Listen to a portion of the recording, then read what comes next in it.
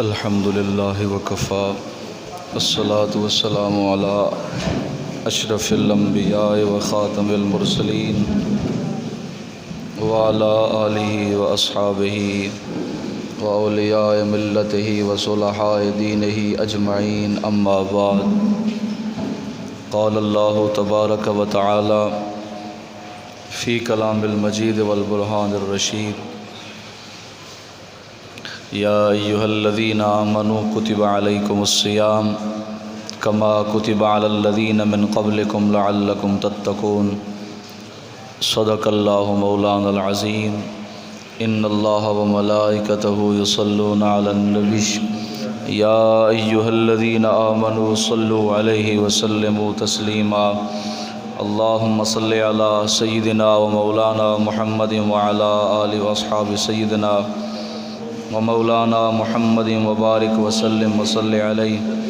الصلاۃ والسلام علیک یا سیدی یا رسول اللہ، الصلاۃ والسلام علیک یا سیدی یا حبیب اللہ، وعلی آلک واصحابک یا سیدی یا شفیع المذنبین۔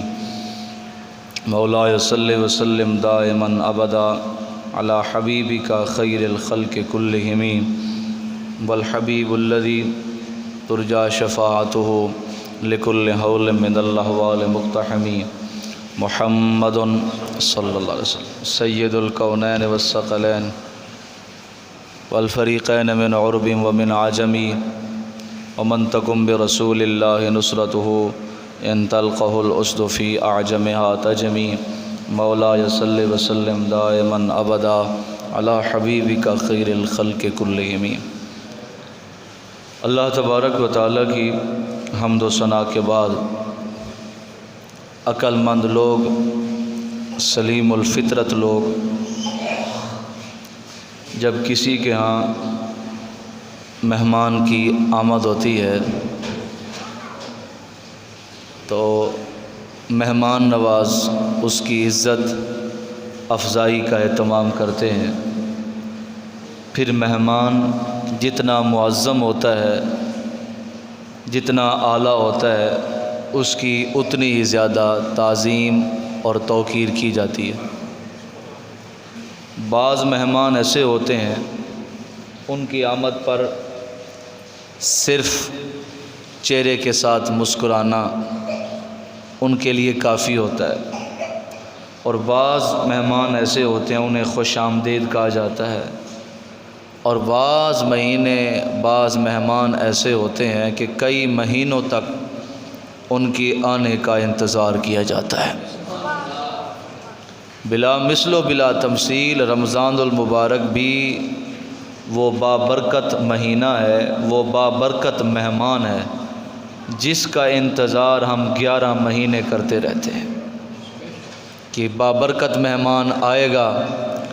یہ اللہ کی طرف سے انعام ہے ہمارے لیے کہ ماہ رمضان المبارک چند دنوں کے بعد ہمارے پاس تشریف لا رہا ہے، اور یہ عظمتوں والا مہمان ہے۔ اس کی قدر دونوں جہان میں جو بھی اس کا قدر کرتا ہے، توقیر کرتا ہے، دونوں جہانوں میں فیض پاتا ہے۔ اللہ اس جہان میں بھی برکتیں دیتا ہے، اللہ تبارک و تعالیٰ اس جہان میں بھی برکتوں کا نزول فرماتا ہے۔ نبی کریم علیہ الصلاۃ والتسلیم خود اس ماہ مقدس کا بڑا احترام کرتے تھے۔ نبی کریم علیہ السلام اعلان نبوت سے پہلے آپ غار حرا میں تشریف لے جاتے رمضان المبارک کے مہینے میں۔ ابھی روزے فرض نہیں ہوئے تھے، روزے فرض ہوئے ہیں سن 2 ہجری میں۔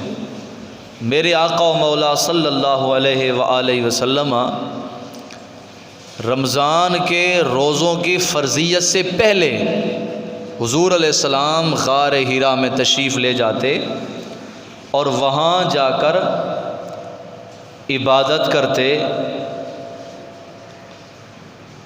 اتنی عبادت کرتے کہ رمضان شریف کے انتظار میں کئی راتیں گزار دیتے تھے۔ تو نتیجہ کیا نکلا کہ رمضان المبارک وہ بابرکت مہینہ ہے جس کا انتظار میرے آقا و مولا صلی اللہ علیہ وسلم کیا کرتے تھے۔ ابھی آپ پریشان نہ ہوں کہ یہ آرزو ہے انسان کی، یہ انسان کے اندر کا عمل ہے، یہ اندر کی دنیا ہے۔ کیا کہ انسان آرزو مند ہوتا ہے، جو اندر کا مخلص ہوتا ہے، اندر کا پاک ہوتا ہے، اندر کا صاف ہوتا ہے، وہ کیا کرتا ہے؟ فرمایا وہ رمضان کی آرزو کرتا ہے، یا اللہ پورا سال ہی رمضان رہے۔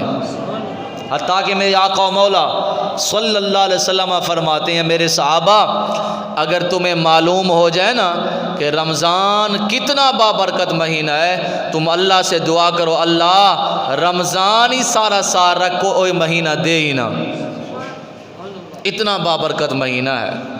میرے آقا و مولا صلی اللہ علیہ وسلم رمضان کی آرزو کرتے تھے، رمضان کا انتظار کرتے تھے، حتیٰ کہ میرے آقا و مولا صلی اللہ علیہ وسلم نے حضرت انس بن مالک رضی اللہ تعالیٰ عنہ سے مروی ہے کہ جب رجب شریف کا چاند طلوع ہوتا نا تو میرے آقا و مولا صلی اللہ علیہ وسلم یہ دعا کرتے تھے، اللہم بارک لنا فی رجب و شعبان، اللہ ہمارے رجب کے اندر برکتیں فرما، و شعبان اور شعبان کے مہینے کے اندر برکتیں فرما۔ آگے نبی کریم علیہ السلام دعا کرتے، وَبَلِّغْنَا رمضان، اے اللہ رجب بھی گزار دے، شعبان بھی گزار دے، اور ہمیں رمضان کے مہینے تک پہنچا دے۔ یعنی نبی کریم علیہ السلام دعا کرتے تھے، اس کی آرزو کرتے تھے، حالانکہ نبی کریم علیہ السلام کو پتہ تھا، نبی کریم علیہ السلام کو یہ دعا کی حکمت ہے کہ نبی کریم علیہ السلام کو پتہ تھا کہ میں نے فلاں دن فلاں وقت اس دنیا سے جانا ہے، یہ میرے اور آپ کے لیے تبلیغ تھی، میرے اور آپ کے لیے بیان تھا کہ میرے امتیوں جب رجب کا مہینہ آ جائے تو پھر دعا کیا کرو، یا اللہ رجب بھی دے دے، شعبان بھی دے دے، رجب میں برکتیں دے دے، شعبان میں برکتیں دے دے، اے میرے مالک الملک مولا رمضان کے مہینے کو بھی ہمیں عطا فرما دے۔ یہ ہمارے بزرگوں کا معمول تھا۔ حضرت معلّہ بن فضل رضی اللہ تعالی عنہ ارشاد فرماتے ہیں کہ حضرت سیدنا معلّہ فرماتے ہیں کہ اللہ کے جو ولی تھے نا، اللہ کے ولی، ان کا معمول کیا تھا؟ فرماتے ہیں ان کا معمول یہ تھا کہ رمضان شریف کے آنے سے 6 ماہ پہلے اللہ کی بارگاہ میں یوں التجائیں کرتے، اللہ کی بارگاہ میں یوں دعائیں کرتے تھے، اللہ آنے والے رمضان کی برکتوں سے ہماری دعاؤں کو قبول فرما دے۔ یہ دعائیں کرتے تھے، اللہ آنے والے رمضان کی برکتوں سے ہماری دعاؤں کو قبول فرما۔ اور جب رمضان شریف گزر جاتا تو پھر کیا کرتے؟ فرمایا رمضان شریف کے گزرنے کے بعد 5 ماہ جو باقی رہتے ہیں، رمضان کے علاوہ جو باقی 5 ماہ رہتے تھے، اللہ کی بارگاہ میں یوں دعا کرتے تھے، اے اللہ اس گئے ہوئے رمضان کی برکت سے ہمارے دعاؤں کو قبول فرما لے۔ یعنی نظریہ یہ تھا کہ رمضان المبارک خود برکتوں والا ہے، اس کے 6 ماہ پہلے بھی برکت ہے، اس کی 6 ماہ بعد بھی برکت ہے۔ یہی وجہ ہمارے بزرگ فرماتے ہیں رمضان کی مثال ایسے ہے جیسے حضرت سیدنا یوسف علی نبینا علیہ الصلاۃ والتسلیم کے 12 بھائی تھے، 12ویں آپ تھے، اور 11 وہ تھے فرمایا جو نبی نہیں بنے، اور یوسف علیہ السلام واحد تھے جو نبی بنے۔ فرمایا جس طرح 12 بھائیوں میں سے جناب یوسف کی شان اعلیٰ ہے، اسی طرح 12 مہینوں میں سے رمضان کی شان سب سے اعلیٰ ہے۔ یہ ہمارے بزرگوں کا معمول تھا۔ ہمارے بزرگ رمضان کے آنے سے پہلے اس کی تیاری کرتے تھے، اس کی تیاری کرتے تھے، رمضان المبارک کے آنے سے پہلے شعبان کے اندر اس کی تیاری کرتے تھے۔ خود میرے آقا و مولا صلی اللہ تعالی علیہ وآلہ، دیکھیں نا جی، آپ مغرب کی نماز پڑھتے ہیں اس سے پہلے سنتیں نہیں ہیں، عشاء کی نماز پڑھتے ہیں اس سے پہلے سنتیں ہیں، فجر کی نماز پڑھتے ہیں اس سے پہلے سنتیں ہیں۔ یہ سنتیں کیوں ہیں؟ فرمایا اس لیے سنتیں ہیں کہ بندہ نمازی ذہنی طور پر مکمل طور پر فرائض کو ادا کرنے کے لیے تیار ہو جائے، تاکہ فرائض شروع کرے یکسوئی کے ساتھ شروع کرے، خشوع و خضوع کے ساتھ شروع کرے۔ اسی طرح شعبان کے اندر بھی اگر کوئی بندہ رمضان کی تیاری کرتا ہے تو اس کا مطلب یہ ہوتا ہے کہ رمضان المبارک کے اندر جب وہ اللہ کی عبادت کرے گا تو یکسوئی کے ساتھ کرے گا، خشوع و خضوع کے ساتھ عبادت کرے گا۔ یہی وجہ ہے کہ میرے آقا و مولا صلی اللہ تعالی علیہ وسلم ام المومنین جناب سیدہ عائشہ رضی اللہ تعالی عنہا ارشاد فرماتی ہیں کان رسول اللہ صلی اللہ علیہ وسلم یتحفظ من شعبان، حضور علیہ الصلوۃ والتسلیم جتنی کثرت کے ساتھ شعبان المعظم کے اندر روزے رکھا کرتے تھے اس سے زیادہ کسی اور مہینے کے اندر نہیں رکھتے تھے۔ تو پوچھا گیا یا رسول اللہ یہ کیوں؟ تو میرے آقا و مولا صلی اللہ تعالی علیہ وسلم ارشاد فرماتے تھے میں اس لیے شعبان کے اندر روزے رکھتا ہوں تاکہ رمضان کی تیاری کر لوں، یہ رمضان کی تیاری کر رہا ہوں۔ میرے آقا و مولا صلی اللہ تعالی علیہ وآلہ وسلم اس طرح ارشاد فرماتے تھے۔ تو معلوم ہوا کہ نبی کریم علیہ الصلوۃ والتسلیم رمضان المبارک کے پہلے رمضان کی تیاری کرتے تھے، اور رمضان کی آمد پر حضور علیہ السلام بڑی خوشی کا اہتمام فرماتے تھے، حضور علیہ السلام دعائیں کرتے تھے، نبی کریم علیہ السلام رمضان کی خود مبارکباد دیتے تھے۔ اس سے نتیجہ یہ نکلا کسی اور مہینے کی مبارکباد دو نہ دو، لیکن جب رمضان آ جائے تو رمضان کی ایک دوسرے کو مبارکباد دو، یہ رسول اللہ صلی اللہ علیہ وسلم کی سنت مبارکہ ہے۔ نبی کریم علیہ الصلوۃ والتسلیم حضرت سیدنا ابو ہریرہ رضی اللہ تعالی عنہ ارشاد فرماتے ہیں کہ نبی کریم علیہ الصلوۃ والتسلیم ارشاد فرماتے ہیں جب رمضان کا مہینہ آیا تو حضور نے فرمایا قد جاءکم شہر رمضان وشہر مبارک، فرمایا تمہارے پاس رمضان کا مہینہ آ گیا، یہ کوئی عام مہینہ نہیں، یہ بابرکت مہینہ تمہارے پاس آ گیا۔ اس سے نتیجہ یہ نکلا کہ نبی کریم علیہ الصلوۃ والتسلیم رمضان کے آنے سے پہلے اور رمضان کی ابتدا کے اندر فرماتے تھے یہ کوئی عام مہینہ نہیں، یہ بابرکت والا، برکتوں والا اور برحمتوں والا یہ بابرکت مہینہ ہے۔ ایک روایت کے مطابق نبی کریم علیہ الصلوۃ والتسلیم ارشاد فرماتے اتاکم شہر رمضان، حضور فرماتے تمہارے پاس رمضان کا مہینہ آ گیا۔ حضور کیا فرماتے؟ اتاکم شہر رمضان، تمہارے پاس رمضان کا مہینہ آ گیا۔ اتاکم سید الشہور، حضور فرماتے تمام مہینوں کا سردار تمہارے پاس آ گیا۔ ابھی میں نے عرض کیا نا کہ تمام مہینوں کے جو سردار ہے وہ رمضان المبارک والا مہینہ ہے۔ تو حضور کیا فرماتے؟ فرمایا تمہارے پاس رمضان کا مہینہ آ گیا، اور رمضان کا جو مہینہ ہے یہ تمام مہینوں کا سردار ہے۔ حضور فرماتے فمرحباً واہلاً، حضور نبی کریم علیہ الصلوۃ والتسلیم یہ کہتے، کیا کہتے؟ فرمایا رمضانوں مہینوں کا سردار آ گیا، اس کے آنے پر میں محمد عربی اس کے آنے پر تمہیں مبارکباد دیتا ہوں، تمہیں مرحبا کہتا ہوں۔ تو نتیجہ کیا نکلا؟ میرے آقا و مولا صلی اللہ تعالی علیہ وآلہ وسلم رمضان المبارک کی خود مبارکباد دیا کرتے تھے، رمضان المبارک کی خود مبارکباد دیتے تھے، اور رمضان کے آنے پر دعائیں فرماتے تھے۔ اور دعائیں کتنی فرماتے تھے؟ میرے آقا و مولا سیدنا عبادہ بن صامت رضی اللہ تعالی عنہ سے روایت ہے، میرے آقا و مولا صلی اللہ علیہ وسلم ہمیں تعلیم فرماتے تھے۔ کیا تعلیم فرماتے تھے؟ فرمایا یہ کلمات ہمیں سکھا دے، اللہم سلمنی من رمضان وسلم رمضان علی وتسلم، الحمدللہ۔ نبی کریم علیہ الصلوۃ والتسلیم دعا کرتے تھے اے اللہ مجھے اس آزمائش سے محفوظ فرما، یا اللہ روزوں وغیرہ اس کی رکاوٹ سے محفوظ فرما، یہ نبی کریم علیہ السلام دعا کرتے تھے۔ اور رمضان کو میرے لیے محفوظ رکھنا، اور مجھے رمضان میں گناہوں سے بچا کے رکھنا، یعنی نبی کریم علیہ الصلوۃ والتسلیم رمضان کے آنے پر 3 دعائیں کرتے تھے، یا اللہ روزے رکھنے کی توفیق دینا اور گناہوں سے بھی محفوظ رکھنا۔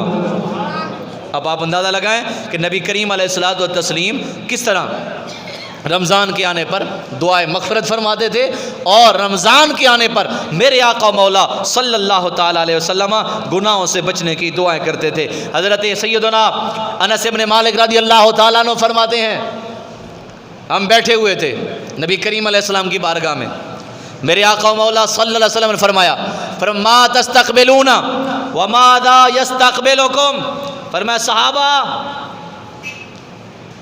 کون تمہارا استقبال کر رہے ہیں اور تم کس کا استقبال کر رہے ہو؟ حضرت عمر فاروق رضی اللہ تعالیٰ عنہ کھڑے ہو گئے، عرض کرتے ہیں یا رسول اللہ ہم کس کا انتظار کر رہے ہیں؟ کیا وحی آ رہی ہے؟ وحی کا انتظار کر رہے ہیں؟ یا رسول اللہ کسی دشمن سے جنگ ہونے والی ہے، ہم اس جنگ کا انتظار کر رہے ہیں؟ نبی نے فرمایا لا، فرمایا یہ نہیں، نہ وحی آ رہی ہے اور نہ ہی فرمایا کسی دشمن سے جنگ کرنے جا رہے ہیں۔ یا رسول اللہ پھر کیا بات ہے؟ حضور نے فرمایا تمہیں نہیں پتا رمضان شریف آ رہا ہے، تمہیں نہیں پتا اللہ کیا ہے سبھی کر آواز صحیح کہنے کے فرمایا کیا ہو گیا تمہیں؟ تم کس کا استقبال کر رہے ہو اور کون تمہارا استقبال کر رہا ہے؟ حضرت عمر کھڑے ہو گئے، عرض کرتے ہیں یا رسول اللہ وحی آ رہی ہے، ہم وحی کا استقبال کر رہے ہیں یا کسی دشمن سے جنگ لڑنی ہے اور اس دشمن کا استقبال کر رہے ہیں؟ حضور نے فرمایا نہیں، لا نہیں یا رسول اللہ وہ کیا ہے کیا ہے؟ فرمایا تمہیں نہیں پتا رمضان شریف آ رہا ہے۔ اچھا پھر حضور فرماتے ہیں اس کی پہلی رات میں اللہ تبارک و تعالی جو ایمان والے ہیں مسلمان ہیں روزہ رکھنے کی نیت کرتے ہیں، رکعت تراویح پڑھنے کی نیت کرتے ہیں، فرمایا اللہ اس پہلی رات کے اندر تمام مسلمانوں کی مغفرت فرما دیتا ہے۔ تو اندازہ لگائیں میرے آقا و مولا صلی اللہ علیہ وسلم فرماتے ہیں رمضان کی پہلی رات کی یہ برکت ہے۔ تو مجھے آپ بتاؤ جب یہ پہلی رات کی اتنی برکت ہے تو پورے رمضان کی اتنی برکت ہو، کہتے ہیں سبحان اللہ۔ تو فرمایا پھر کیا کرنا چاہیے؟ اس رمضان کے اندر پہلا کام یہ قرآن کریم کی کثرت کے ساتھ تلاوت کی جائے۔ آج ہم نے یہی بتانا ہے آپ کو کہ رمضان میں کرنے والے کون سے کام ہیں۔ پہلا کام یہ ہے کہ رمضان کے اندر قرآن کریم کی کثرت کریں۔ کیوں؟ فرمایا اس لیے کہ رمضان المبارک وہ مہینہ ہے جس کے اندر اللہ رب العالمین نے ہمیں قرآن عطا فرمایا ہے۔ اس لیے اللہ رب العالمین جل وعلا کا فرمان ہے، فرمایا بسم اللہ الرحمن الرحیم شہر رمضان الذی انزل فیہ القرآن۔ فرمایا رمضان وہ بابرکت مہینہ ہے جس میں اللہ تبارک و تعالی نے رمضان المبارک کے اندر اللہ نے قرآن کا نزول فرمایا ہے۔ فرمایا رمضان کے اندر قرآن کی کثرت کرو، قرآن پڑھنے کی کثرت کرو۔ یا رسول اللہ کیوں؟ فرمایا اس ماہ کے اندر اللہ رب العالمین نے قرآن نازل کیا۔ دوسری وجہ کیا ہے؟ فرمایا الصیام والقرآن یشفعان۔ حضور فرماتے ہیں دوسری وجہ یہ ہے قرآن کی کثرت اس لیے کرو، قرآن کی تلاوت کثرت کے ساتھ اس لیے کرو، یہ رمضان کا روزہ بھی تمہارے لیے سفارش کرے گا، قرآن بھی تمہارے لیے سفارش کرے گا۔ یا رسول اللہ وہ کیسے؟ فرمایا قیامت کا دن ہوگا تو روزہ اپنے اللہ کی بارگاہ میں عرض کرے گا، اے اللہ یہ سارا دن اس کا دل کرتا تھا کہ کھانا کھاؤں پانی پیوں، یا اللہ میں اسے روکتا تھا، یا اللہ اس کو دنیا کے اندر میں روکتا رہا ہوں، یا اللہ میری سفارش اس کے حق میں قبول فرما دے۔ فرمایا روزہ یہ کہے گا اور قرآن کیا کہے گا؟ قرآن میں یہ سفارش کرے گا، یا اللہ یہ رات کو سونا چاہتا تھا، نرم و ملائم بستر تھا، اس کے لیے آرام دہ بستر تھا، اس کے گھر والے سو رہے تھے، اس کے رشتہ دار سو رہے تھے، لیکن اللہ میں قرآن اس کو سونے نہیں دیتا تھا، یہ عشاء کی نماز پڑھ کے قرآن سنتا تھا یا قرآن سناتا تھا، تراویح پڑھتا تھا یا تراویح پڑھاتا تھا۔ تو فرمایا قرآن بھی سفارش کرے گا اور روزہ بھی سفارش کرے گا، لہذا رمضان المبارک کے اندر جتنا ہو سکے کثرت کے ساتھ قرآن کریم پڑھو۔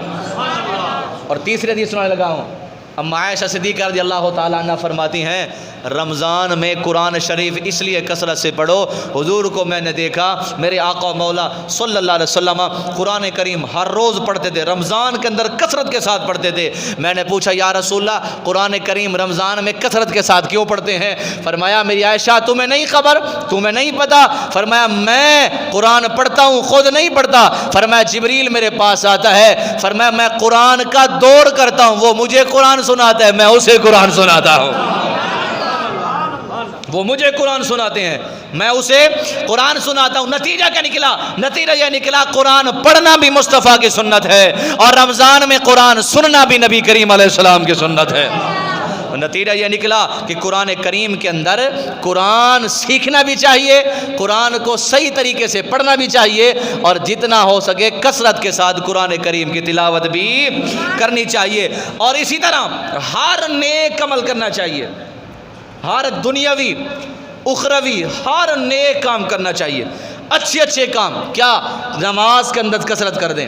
حضرت سیدنا سلمان فارسی رضی اللہ تعالیٰ عنہ ارشاد فرماتے ہیں، میرے آقا و مولا صلی اللہ علیہ وسلم فرمایا جب شعبان المعظم کی آخری رات تھی نا، آخری دن تھا، تو میرے آقا و مولا صلی اللہ علیہ وسلم کھڑے ہو گئے اور انہوں نے ہمیں خطبہ دیا۔ خطبہ کیا دیا؟ فرمایا اے میرے صحابہ، ان قریب تمہارے اوپر برکتوں والا رمضان شریف طلوع ہونے والا ہے، رمضان شریف طلوع ہونے والا ہے۔ یا رسول اللہ، پھر حضور فرمایا شہر عظیم مبارک، فرمایا یہ بابرکت مہینہ ہے۔ یہ کیا ہے جی؟ بابرکت مہینہ ہے۔ کس لیے بابرکت مہینہ ہے؟ فرمایا پہلے برکتیں کم ہوتی ہیں، اس مہینے کے اندر برکت زیادہ ہی زیادہ ہو جائے گی۔ حضور فرماتے ہیں اس مہینے کے اندر انسان کا، بندے کا رزق بڑھ جاتا ہے، رزق بڑھ جاتا ہے۔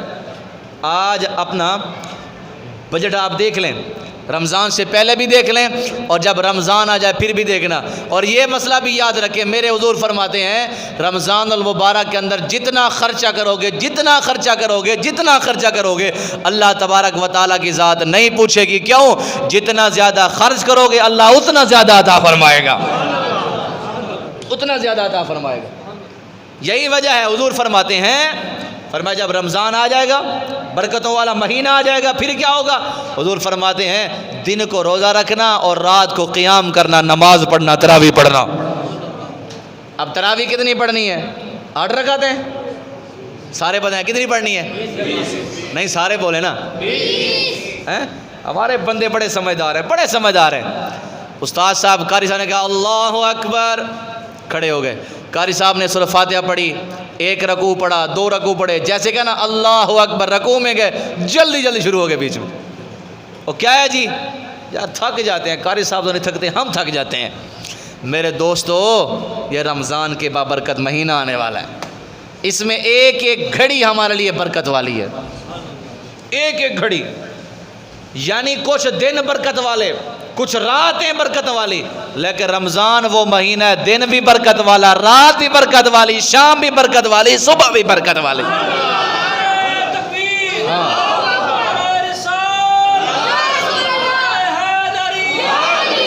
فرمایا ہم نے 8 رکعتیں نہیں پڑھنی، کتنی پڑھنی ہے؟ سارے بولیں کتنی پڑھنی ہے؟ پتہ نہیں انہوں نے کہاں سے مسئلہ نکال لیا 8 رکعتوں والا۔ 8 رکعتوں والا مسئلہ کسی صحیح حدیث کے اندر ہے ہی نہیں، نہ حضور نے پڑھی، نہ ابو بکر نے پڑھی، نہ عمر نے پڑھی، نہ عثمان نے پڑھی، نہ مولا مرتضیٰ نے پڑھی۔ عمر نے پڑھی ہیں تو 20 رکعتیں، عثمان نے پڑھی ہیں تو 20 رکعتیں، علی نے پڑھی ہیں تو 20 رکعتیں، کسی نے نہیں پڑھی۔ یہ پتہ نہیں کہاں سے مسئلے نکال لیتے ہیں، عجیب عجیب مسئلے۔ مکہ شریف میں جائیں تو کیا مسجد حرام کے اندر 20 رکعتیں پڑھائی جا رہی ہیں، مدینہ شریف میں مسجد نبوی کے اندر 20 رکعتیں پڑھائی جا رہی ہیں۔ یہاں والے مولوی کی سے پوچھو نا رفع دین کیوں کرتے ہو تو کیا کہتے ہیں؟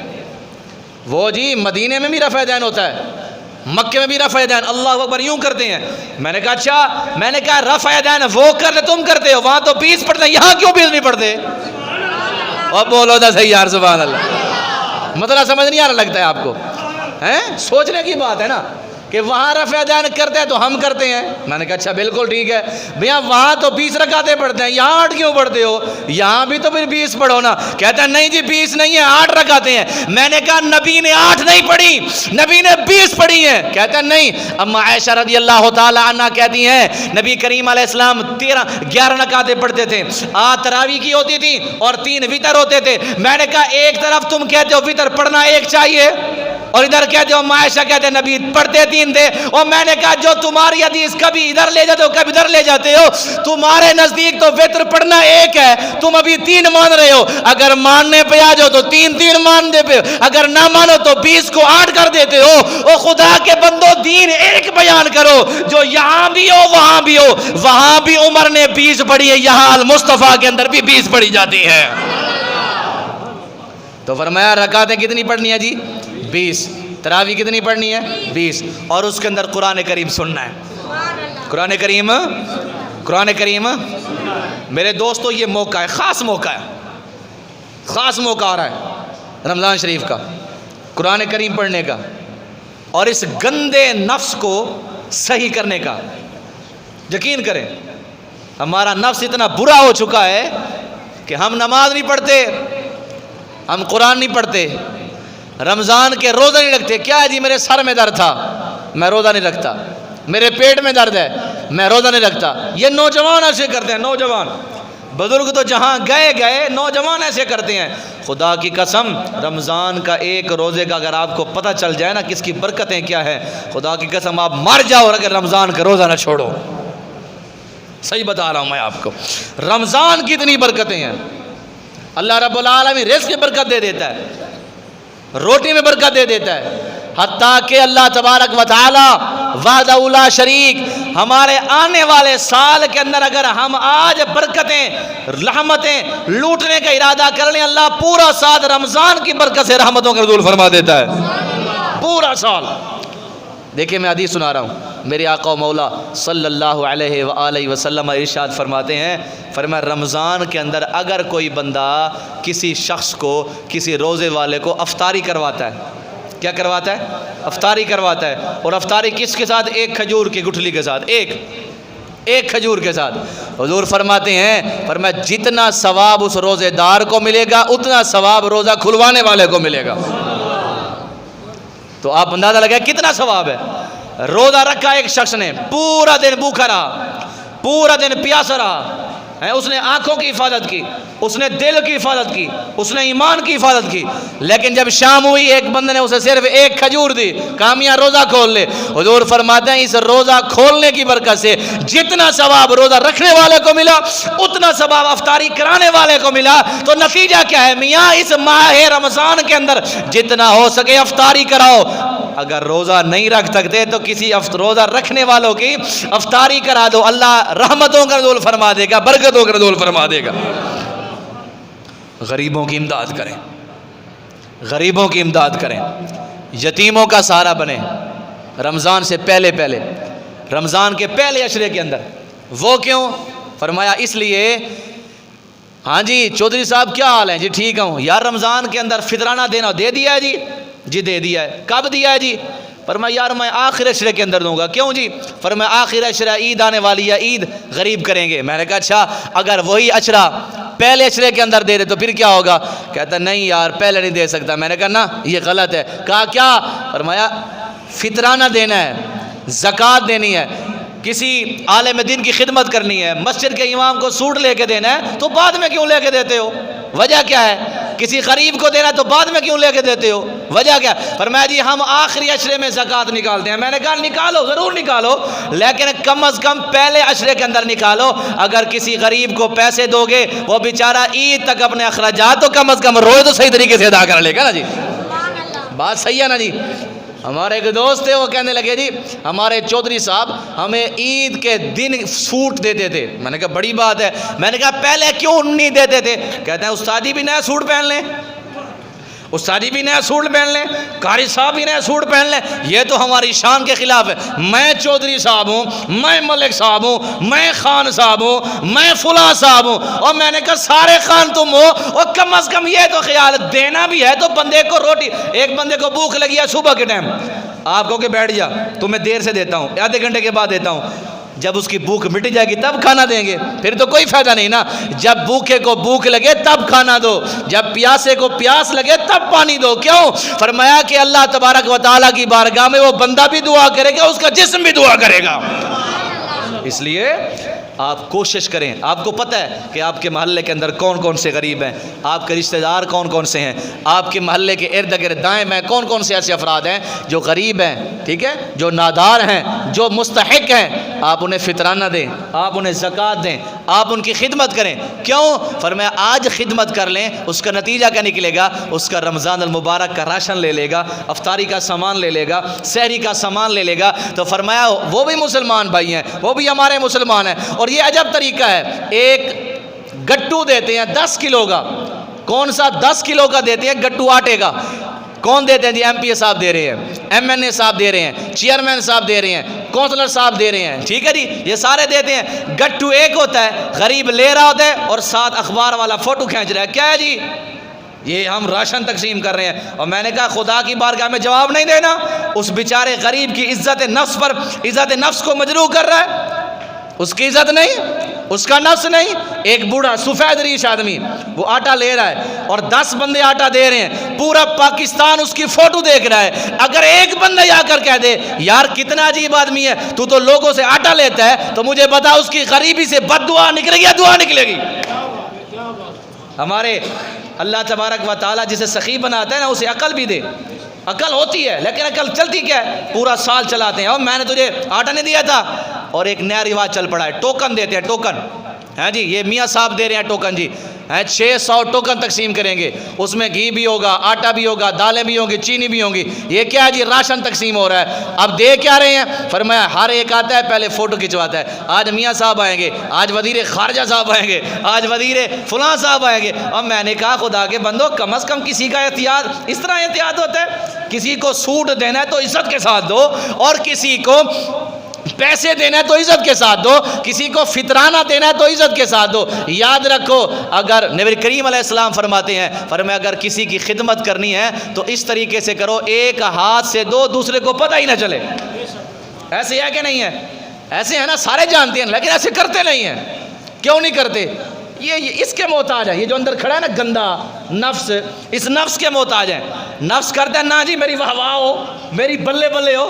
4 بندے کہیں یار میاں صاحب کیا بات ہے میاں صاحب کی, یار یہ تو وہ جس نے 50 لڑکیوں کو جہیز کا سامان دیا ہے, 50 لڑکیوں کا نکاح کروایا ہے, اور 50 بندوں کو راشن دیا ہے, اور رمضان میں افطاری کرواتے ہیں. یہ بڑے میاں صاحب ہیں, بڑے میاں صاحب ہیں. میں نے کہا جب اس بچی کے پھر قرآن اندازی ہوتی ہے, قرآن اندازی ہوتی ہے. میں نے کہا نہیں یار ایسے نہیں, خوش کے ناخن لو, اس ضمیر کی ہر بات نہ مانو, اس نفس کی ہر بات نہ مانو. ہر وہ کام کرو جس کے اندر محبت ہو, جس کے اندر عقیدت ہو, اور جس کے اندر حسد نہ ہو, جس کے اندر بغض نہ ہو, جس کے اندر غیبت نہ ہو, جس کے اندر گناہ نہ ہو. فرمایا ایسا کام کرو جو آپ کو بھی پسند ہے, اللہ کی بارگاہ بھی پسند ہو جائے. حضور فرماتے ہیں آخری حدیث, میرے آقا مولا صلی اللہ علیہ وسلم ارشاد فرماتے ہیں, فرمایا رمضان کے اندر دلوں سے کینہ نکال دو, نفرت نکال دو. اس کے ساتھ دشمنی, اس کے ساتھ دشمنی, اس کے ساتھ دشمنی, نہ رمضان آنے والا, کینہ نکال دو, غیبت نکال دو, نفس پرستی نکال دو, ہر چیز نکال دو. کیوں؟ فرمایا کیا پتہ اس رمضان دوبارہ آئے نہ آئے, کم از کم دل بھی صاف ہو جائے, جسم بھی صاف ہو جائے. حضرت سعد رضی اللہ تعالیٰ عنہ حضور کی بارگاہ میں تشریف لائے, ابھی اندر نہیں آئے تھے. حضور نے فرمایا میرے صحابہ ابھی ایک شخص آئے گا, میں محمد گواہی دیتا ہوں یہ جنتی ہے, جنتی ہے, جنتی ہے. ایک دن آیا, دوسرا دن آیا, حضور نے فرمایا میرے صحابہ ابھی جو شخص ہمارے ہاں آئے گا نا, میں محمد گواہی دیتا ہوں کہ وہ جنتی ہے. حضور کا ایک دفعہ کہنا کافی تھا, لیکن حضور فرماتے ہیں نہیں. جب تیسرا دن آئے نا, حضور نے فرمایا اب جو شخص آئے گا نا ہمارے پاس, میں محمد گواہی دیتا ہوں وہ شخص جنتی ہے. صحابہ کرام رضوان اللہ تعالی علیہم اجمعین پریشان ہو گئے, کون ہے ایسا شخص؟ اب کیا دیکھا, جب حضور علیہ السلام کی بارگاہ میں تشریف لائے نا تو ہوا کیا, فرمایا الٹے ہاتھ میں جوتی تھی اور سیدھے ہاتھ میں عصا تھا, ڈنڈا تھا. اس سے مسئلہ یہ نکلا کہ جب آپ مسجد میں آئیں جوتی اٹھائیں تو الٹے ہاتھ سے اٹھائیں, گھر میں ہو جوتی اٹھائیں تو الٹے ہاتھ سے اٹھائیں, دائیں ہاتھ سے نہ اٹھائیں. حضرت سیدنا سعد تشریف لائے تو کیا دیکھا, الٹے ہاتھ میں جوتی, سجے اور دائیں ہاتھ میں ڈنڈا ہے. ایک صحابی کھڑے ہو گئے, فرمایا اس کی میں دیکھنا چاہیے کون سی عبادت کرتا ہے. اس کے ساتھ چل پڑے. فرمایا جب آیا نا تو کیا تھا, وضو کر کے آیا تھا, داڑھی سے پانی کے قطرے ٹپک رہے تھے. ان کے ساتھ ہو لیا, کہا یار میرے ابا جان ناراض ہو گئے, مجھے گھر سے نکال دیا ہے, میں 3 دن تیرے ساتھ رہنا چاہتا ہوں. بہانہ بنایا. جب 3 دن رات رہا, صبح رہا, شام رہا, دوپہر رہا, دوپہر رہا.